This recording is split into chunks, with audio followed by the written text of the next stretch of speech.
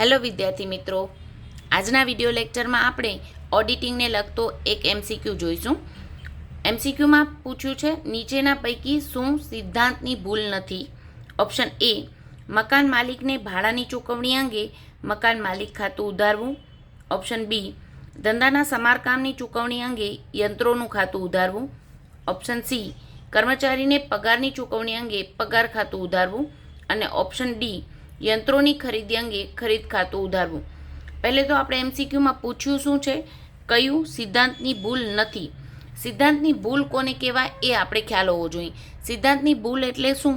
તો કે જ્યારે ચોપડામાં હિસાબો આપણે નોંધીએ છીએ ત્યારે નામા પદ્ધતિના નિયમોનું પાલન ન થતું હોય તો એને સિદ્ધાંતની ભૂલ કહેવાય.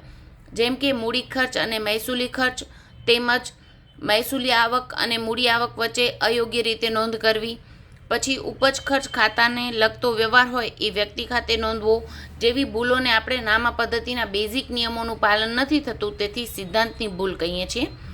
આપણે ઓપ્શનમાં આપ્યું છે મકાન માલિકને ભાડાની ચૂકવણી અંગે મકાન માલિક ખાતું ઉધારવું. અહીંયા શું કર્યું છે? ભાડાની ચૂકવણી, ઉપજ ખર્ચ ખાતાને લગતો વ્યવહાર છે ત્યારે આપણે મકાન માલિક ખાતું ઉધાર્યું છે, એટલે કે વ્યક્તિ ખાતું ઉધાર્યું છે, એટલે આ સિદ્ધાંતની ભૂલ છે.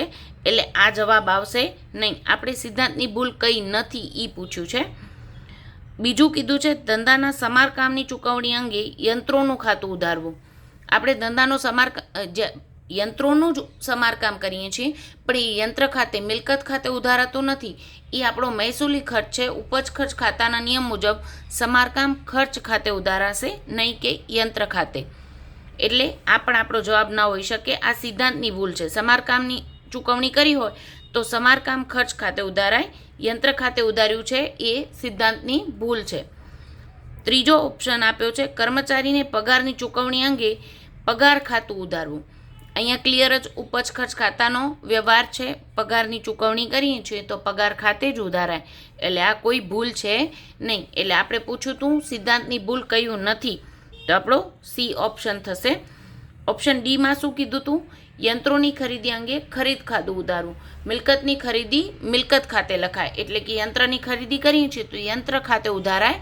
માલની ખરીદી કરીએ ત્યારે આપણે ખરીદ ખાતે ઉધારતા હોઈએ છીએ, એટલે આ પણ સિદ્ધાંતની ભૂલ છે.